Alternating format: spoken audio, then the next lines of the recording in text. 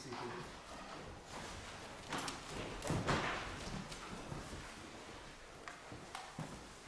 Did Mary have any choice in the matter? Some people say, why didn't the angel ask her if that was going to be all right? But God doesn't work that way. God makes these offers to us, and it's up to us to say yes, as Mary did. It's up to us to say, here I am, Lord, send me. Be it unto me as you say. Let me be your servant. Let me be the carrier of your child, of your incarnation, of you coming to earth. It's a beautiful thing in this Gospel of Luke. Normally, the lectionary would have us read John the Baptist one more Sunday, but we've had enough of pitchforks and flames and axes against the roots of trees, and so the liturgical commission here decided we would have some good news today, and this seems like much better news than some of the things we've heard in the past. I remember last week Jean saying, and that's the good news? After she read the gospel. The good news that Christ, that God would come to earth in human flesh to be among us, to show us what it's like to live, what it's like to be in the presence of God, what the world would be like if we all were that way. But of course, there's lots of people that don't say yes. There's lots of people who say no. And in Mary's Magnificat, she talks about God.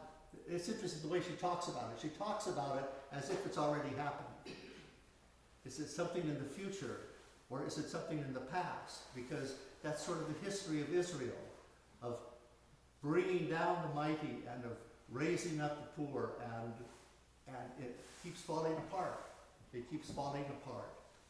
And so she is more like a prophet. She is a prophet. She's prophesying that God is coming to earth in her womb.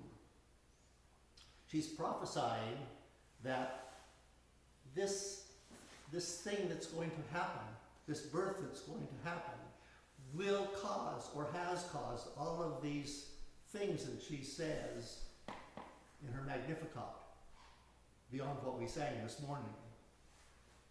It's like a prophet sees like God sees. There's no past and no future.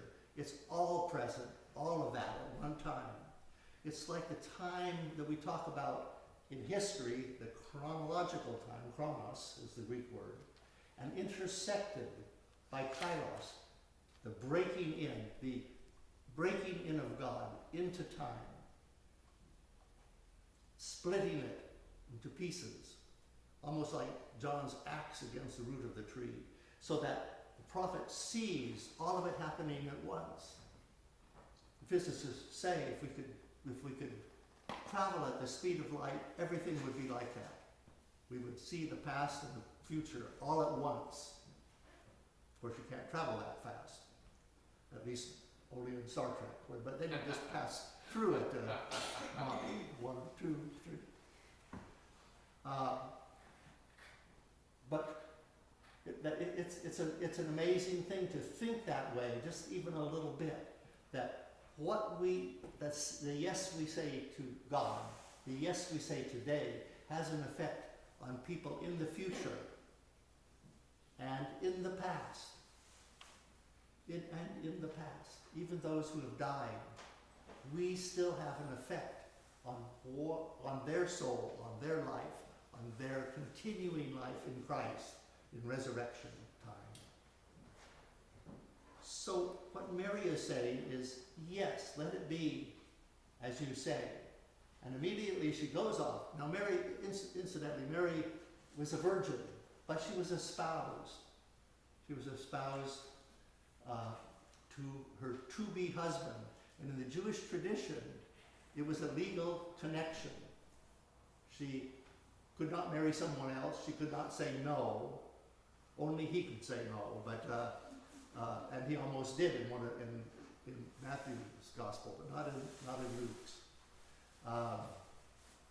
The stories are a little bit different of how this all took place, and how she responded, and how she reacted, and how her name could be connected with the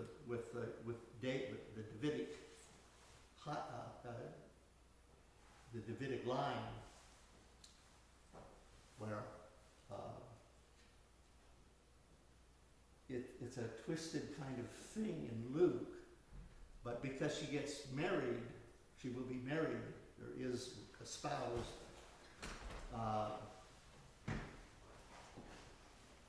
She is, then her child will be in his family name. So it's a Jewish legal kind of thing. But she is a spouse, and she is a virgin at the time of the Annunciation. What happens after that? In the gospel stories, Jesus has brothers and sisters. Joseph and Mary are his parents. And so somewhere along the line, she's not, according to those stories, a perpetual virgin, like the dogma of the Immaculate Conception and so on. She has children. She's not barren. She's not a virgin anymore, according to those stories. Now, you can read in, and if people have read into other things, that she really is a virgin. She's taken a vow of celibacy, and she is a perpetual virgin in marriage. If before they did get married, if Joseph had died, she would be a virgin widow, if you can imagine that. A virgin widow. So the whole idea of Mary's virginity or sex life is not important. It's not important to Luke. Luke says what is important is that the birth is a miracle. The birth of Jesus is a miracle.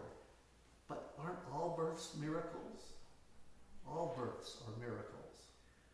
Sometimes the men who wrote the Bible don't quite understand that. They don't have that feminine side. And it was a very different time and a different way of living in those days, of thinking, a real patriarchal kind of society. But the birth is a miracle, and Mary knows that. And she runs off, could be quite a ways, to her, what was perhaps her cousin Elizabeth, old woman whose husband is one of the priests. They say there was probably about 2,000 priests at the time. If they were in the line of Levi, they were priests, every male born. Now, they all couldn't work at the temple at the same time. So they were broken up into groups, and then they drew lots to see who was going to get to offer the sacrifice or give the blessing in the temple. Elizabeth's husband, Zachariah, got an annunciation too. This angel Gabriel came to him as well, 6 months before, and said, you're not going to end your line without any children. Your wife Elizabeth, in her old age, is going to have a son. Zachariah says, well, how can it be? We're too old to have children. I'm an old man and she's an old woman. And the angel says, because of your impertinence, your lips will be sealed until the child cries out its first cry. Now, so when Mary says, how can it be? How can it be I'm a virgin? The angel treats her a little better and doesn't punish her or give her any kind of penalty, but says, that's great. You said yes, so that's fine. So the angel leaves. Mary goes, visits, stays with her for about 3 months, and leaves before John the Baptist is born, and then comes back to her home. The text says, back to her home, not Joseph's home, to her home. They have not had any sexual relationship, supposedly, until she moves in with him. Now, we all think our children are virgins until they get married, but we know better than that these days. Who knows what went on in those days. And does it matter? No, it doesn't matter. Mary said yes to God, yes to the angel, yes to God. Be it so, be it as you say. And then sings ahead of time, before the baby is maybe even conceived, but before the baby, certainly before the baby is born, this wonderful, my soul proclaims the greatness of the Lord. My spirit rejoices in God my Savior. Can we say that too? Jesus is coming again. This is an interesting time for us because we live in the time of resurrection. We live in the time that Jesus has lived on earth and died and resurrected and is in us all, has loved us all, cares for us all. We have made commitments to him in our baptismal covenant. We are expecting him again at Christmas. Each year we reenact this coming of Christ, Advent, the coming, the waiting and the coming of some